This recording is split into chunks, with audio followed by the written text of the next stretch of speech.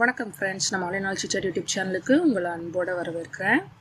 ஜோல்டன் கிட்ட ஆமி கேட்டா, என்னையும் லேடி கிரேஸோட அடைச்சி வைக்காம ஏன் உங்கள் ரூமில் உட்கார வச்சுருக்கீங்கன்னு. எப்பவும் என்னை சுற்றி முரட்டு கும்பலாக பார்த்து எனக்கு போர் அடிச்சிடுச்சு. நான் சந்திச்சதுலேயே தைரியமான நவநாகரிக ஆள் நீ தான். அதனால் எனக்கு உன் கூட இப்படி பேச பிடிச்சிருக்கு. அப்புறம் நான் முன்ன சொன்ன மாதிரி நீ எனக்கு அள்ளி கொடுக்க வந்த ஒரு அதிர்ஷ்ட தேவதைன்னு ஜோல்டன் சொல்ல புரியல. ஏன் அப்படின்னு ஆமி கேட்டா. நான் கேட்குற பணம் தந்தா உன்னை ஜாக்கிரதையா திருப்பி ஒப்படைக்கிறதா உன் தாத்தாவுக்கு தகவல் அனுப்பியிருக்கேன்னு சிரிச்சுக்கிட்டே ஜோல்டன் சொன்னான். தாத்தா கிட்டையா? அவரால் முடியாது, அவ்வளோ காசுலாம் அவர்கிட்ட இல்லை. நீங்கள் கேட்குறது கிடைக்காதுன்னு ஆமி சொல்லவும், அதெல்லாம் நான் பார்த்துக்கிறேன், நீ கவலைப்படாத, எல்லாம் பிளான் பண்ணிட்டேன். நாளைக்கு காலையில் ஹார்பர் போனதும் ஒருத்தருக்கு நான் இறக்க போகிற சரக்கு தான் என்னோட கடைசி டீலிங். அப்புறம் இந்த ஜோல்டனோட ரேஞ்சே மாறிடும் பாருன்னு அவன் பாட்டுக்கு போதையில் புலம்பிட்டே போக ஆமி டேபிள் மேலே தலையை சாய்ச்சி படுத்தா. அடுத்து இங்கே மெடிட்டேரியன் பகுதியோட ஒரு தீவில் கம்பீரமாக உயர்ந்த 2000 வருஷத்து பழமையான கட்டடம் முன்னாடி ஜேம்ஸ் பாண்ட் அவர் ஸ்கூல் டீமோட இருந்தார். மிஸ்டர் ஹெய்ட் சொன்னபடியே சார்டினியாவுக்கு பசங்களை ட்ரிப்பு கூட்டிகிட்டு வந்துட்டாரு. டாம்ஸ் ஆஃப் ஜெயின்ஸுங்கிற அந்த டவருக்கு பக்கத்துலேயே தொல்லியல் துறை நிபுணர்கள் ஆராய்ச்சி பண்ணுறதுக்காக மியூசியம் ஒன்றும் இருந்துச்சு. அங்கே பழங்காலத்து சிலைகள், பாத்திர பண்டங்கள், மண் பானைகள்னு பார்க்கவும் பிரமிக்கவும் நிறையா இருந்துச்சு. ஹெய்ட் ஸ்டூடெண்ட்ஸை சிறு சிறு குழுவாக பிரித்து அங்கே ஏற்கனவே தோண்டி இருந்த குழிகளுக்குள்ளே இறங்கி வேற ஏதாவது கிடைக்குதான்னு தேடி எடுக்க சொல்லியிருந்தாரு. பாண்டும் பெரியோட உதவியால கீழே உட்காந்து ஒரு குழி உள்ள தோண்டிட்டு இருந்தாரு. நேரம் காலை 10 மணி. தீவு பகுதின்றதுனால வெயிலின் தாக்கம் அதிகமாகவே இருந்துச்சு. கை அது பாட்டுக்கு வேலை செய்ய சிரமம் தெரியாம இருக்க பாண்ட் அவர் மூளையை கொஞ்சம் பின்னோக்கி ஓட விட்டாரு. நேற்று நைட்டு இங்கே வந்து இறங்கினதும் லோக்கல் ஸ்கூலில் கேம்ப் போட்டு தங்கினாங்க. அப்போ எதுக்கோ பெட்டியை திறக்க போக ஆன்டி சார்மியன் அவர் கிளம்புறதுக்கு முன்னாடி அவசரமாக ஒரு பேப்பரை மடித்து ஜேம்ஸ் பாக்கெட்டில் திணிச்சாங்க. அது கண்ணில் பட எடுத்து பிரித்தாரு. அவரோட கிளாஸ் டீச்சர் மிஸ்டர் மெரியாட் எழுதின லெட்டர் அது. Hi bond, how are you? என்னடா இவன் லீவில் கூட விடாமல் பின்னாடியே இம்சை பண்ணுறானேன்னு நினைக்காத. நீ என்கிட்ட டேட்டூ பற்றி கேட்டிருந்த இல்லையா? அது விஷயமா நேற்று தான் எதேச்சையா மிஸ்டர் கூப்பர் ஃப்ரெண்ட்ஸ் கிட்ட பேசிகிட்டு இருக்கப்போ தெரிய வந்துச்சு. உடனே ஓ ஞாபகம்தான், அதான் லெட்டர் எழுதிட்டேன் உனக்கு.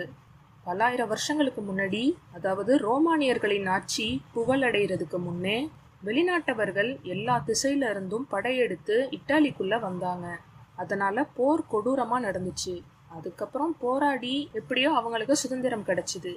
ஆனா திரும்ப ஒரு சிலர் சூழ்ச்சியால ரோமானியர்கள் முடங்கி போனாங்க. அப்போ உருவான ஒரு இட்டாலியன் சீக்ரெட் சொசைட்டிக்கு பேரு மிலேனரியா. ஜூலியஸ் சீசர் பிறந்தது 100 BC. அதுக்கு 2000 வருஷம் கழிச்சு, அதாவது 1900ல் மிலேனரியா கேம்பெயின் ஆரம்பிச்சாங்க. நீ சொன்ன அந்த WM டேட்டூக்கு மிலேனரியா 2000ன்னு அர்த்தம்.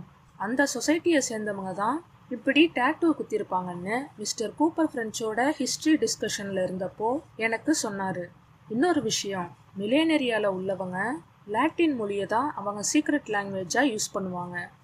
சரி, இதுக்கு மேலே நான் உன்னை போர் அடிக்கலை. நீ உன் ஹாலிடேஸை நல்லா என்ஜாய் பண்ணுன்னு சொல்லி மிஸ்டர் மெரியாட் லெட்டரை முடிச்சிருந்தாரு. ஜேம்ஸ் அதை நினச்சி பார்த்து இப்போ தன்னால் சிரிக்க, திடீர்னு அவர் மூளை அலர்ட் ஆகி ஒரு பஸ்ஸில் கொண்டு வந்துச்சு. அன்னைக்கு நைட்டு 2 நிழல் உருவம் இருட்டில் லாட்டின் மொழியில் பேசிக்கிட்டதை பார்த்தோம். அப்புறம் ஒரு சீக்ரெட் பில்டிங்கில் பார்த்த புக்கில் WMன்னு போட்டிருந்துச்சு. அதோட மாடியில் மாட்டு தலை வெட்டப்படுற பெயிண்டிங்க்கு கீழே டேபிளில் ரத்தத்தோடு இருந்த ஒயின் கிளாஸ். அடுத்து தரையில் கிடச்ச பிரேஸ்லெட்லையும் WM. பிறகு கூப்பர் ஃப்ரெண்ட்ஸோட இருந்த ஒரு தழும்புக்காரன் கையில் பார்த்த அதே WM டேட்டூ. ஒருவேளை இதெல்லாம் அந்த மிலேனரியாவோட கனெக்ட் ஆகி இருக்குமோ? ஆனால் 2000 வருஷத்துக்கு முன்னாடி உள்ள சீக்ரெட் சொசைட்டிக்கும் இப்போ ஏட்டனில் இருக்க ஸ்கூலுக்கும் என்ன சம்மந்தம் இருக்கும்? பாண்ட், நீ ரொம்ப யோசிக்கிற. மிஸ்டர் கூப்பர் ஃப்ரெஞ்ச் லாட்டின் மொழிக்கும் ரோமானிய மன்னர்களுக்கும் தீவிர ஃபேன், அவ்வளோதான், வேற ஒன்றும் இல்லைன்னு தனக்குள்ளேயே பேசிக்கிட்டே நெட்டி முறிச்சு குழியிலிருந்து எழுந்து ஜேம்ஸ் வெளியே வந்தாரு. வேர்த்து விறுவிறுத்ததோட எங்க பார்த்தாலும் மண்ணு தூசின்னு சுத்தி மொட்டை வெயிலா இருந்துச்சு. நான் வறண்டு தாகம் எடுக்க பக்கத்துல கேண்டீனுக்கு தண்ணி குடிக்க போனாரு. அப்போ அங்க வந்த மிஸ்டர் ஹெய் அவர் தோல்பைய கலட்டி ஒரு டேபிள்ல வச்சுக்கிட்டு ஏதோ எடுக்க ஜேம்ஸ் பாண்ட் பக்கத்துல போனாரு. அந்த பேக்ல ட்ரிப்புக்கு தேவையான map, painting canvas, first aid kit, தண்ணி பாட்டில்னு நிறைய வச்சிருந்தாரு. ஒரு மேப்பை எடுத்து டேபிள்ல விரிச்ச ஹெய்ட், அடுத்து நாம இங்கே தான் போறோம்னு ஜேம்ஸ் கிட்ட காட்ட, ஓ அப்படியா சார்னு கேட்டுட்டு, சார் உங்களுக்கு மில்லேனியரியானா என்னன்னு தெரியுமான்னு ஜேம்ஸ் கேட்டாரு. இல்ல அப்படின்னான்னு ஹெய்ட் நிறுத்த, அது ஒரு சீக்ரெட் சொசைட்டி சார். அப்புறம் அன்னைக்கு ஒரு பிரேஸ்லெட் எடுத்தோமே, நீங்க கூட மிஸ்டர் கூப்பர் ஃப்ரெண்ட்ஸ் கிட்ட கொடுத்துடுறேன்னு சொன்னீங்க. ஆமா, உனக்கு நல்ல மெமரி பாண்ட். ஆனா நான் தான் பிரேஸ்லெட்டை மறந்து என் ரூம் டிராயர்லயே வச்சுட்டேன். அதுக்கும் நீ சொன்ன மில்லேனியரியாக்கும் என்ன சம்பந்தம்னு மிஸ்டர் ஹெய்ட் கேட்க, பிரேஸ்லெட் இல்லை சார், அதுல இருந்த எம் சிம்பிள் தான் விஷயம். அதுல என்ன? எம்னா மதர் இல்ல ஏதாச்சும் இனிஷியலா இருக்கலாம். அதை விடு பாண்ட், ட்ரிப்பு எப்படி? உனக்கு எதுவும் அண்டர் கிரவுண்ட்ல கிடைச்சதான்னு ஹெய்ட் கேட்டாரு. இல்ல சார், வெறும் கல்லும் அடியில எறும்பு புத்தும் தான் இருந்துச்சுன்னு சொல்லிட்டு மறுபடியும் தண்ணி எடுக்க ஜேம்ஸ் திரும்ப, இந்தா பாண்ட் இத குடின்னு ஹெய்ட் தான் வாட்டர் பாட்டில நீட்டினாரு. தேங்க்ஸ் சார்னு சொல்லி ஜேம்ஸ் குடிக்க ஒரே உப்பும் கசப்புமா இருந்துச்சு. நான் எப்பவும் இப்படி வெளியே ட்ரிப்பு போனா அங்க உள்ள தண்ணிக்கு வாட்டர் பியூரிஃபைங் டேப்லெட்ஸ் யூஸ் பண்ணுவேன். அதான் ஒரு மாதிரி இருக்கு. ஆனா சேஃப்டி முக்கியம் பாண்ட், குடி ஃப்ரெஷ்ஷா இருக்கும்னு சொல்லிட்டு ஹெய்ட் மேப்பை சுருட்டி பேக் உள்ள வச்சாரு. ஜேம்ஸ் வாட்டர் பாட்டில திரும்ப கொடுக்க, நீ வேணா ஒன்று பண்ணேன் பாண்ட், உள்ள டவரை சுத்தி பார்த்துட்டு வாயேன், உனக்கு ரிலாக்ஸா இருக்கும்னு ஹெய்ட் சொல்ல, ஜேம்ஸ் பாண்ட் ஆர்வமா தலையாட்டிட்டு உயர்ந்த கோபுரத்தை நோக்கி போனாரு. சிமெண்ட் கலவை இல்லாம வெறும் கருங்கற்களை ஒண்ணு மேல ஒண்ணு உயர அடுக்கி எழுப்பப்பட்ட அந்த டவர் உள்ள ஜேம்ஸ் நுழைஞ்சாரு. அது உள்ள இருந்த பிரம்மாண்ட தூண்கள், ஓவிய காட்சிகளை பிரமிப்போட பார்த்துக்கிட்டே சூரிய ஒளி பளிச்சுன்னு விழுந்த கட்டிடத்தின் மைய பகுதிக்கு ஜேம்ஸ் வந்து நின்னாரு.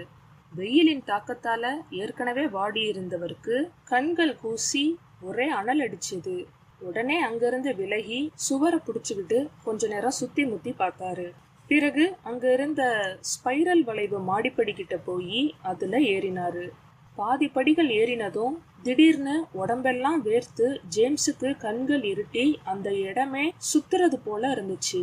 தள்ளாடிக்கிட்டே மெதுவா மேல ஏறின பாண்டுக்கு அங்க ஒரே மக்கள் கூட்டமா அவரு பெயிண்டிங்ல பார்த்த எல்லாரும் உயிர் பெற்று வந்திருந்த மாதிரி ஜேம்ஸுக்கு தோணுச்சு. கொஞ்சம் ஆஸ்வாசப்படுத்திக்க ரூமுக்கு வெளியே போய் பால்கனி கிட்ட ஜேம்ஸ் நின்னாரு. அங்க இருந்தபடியே பார்வையை கீழே திருப்ப கூப்பர் ஃப்ரெஞ்ச் நின்னு சைகையில பாண்டி கிட்ட ஏதோ சொன்னாரு. Mister Cooper ஃப்ரெஞ்சா? அவர் எங்க இங்க? நிஜமாவே அவரா இல்ல என்னோட கற்பனையான்னு தலைய புடிச்சு யோசிச்சுக்கிட்டே மயங்கி பால்கனில இருந்து கீழே விழப்போக பின்னே இருந்து ஒரு கை பாண்ட புடிச்சு உள்ள இழுத்தது. Thank you friends.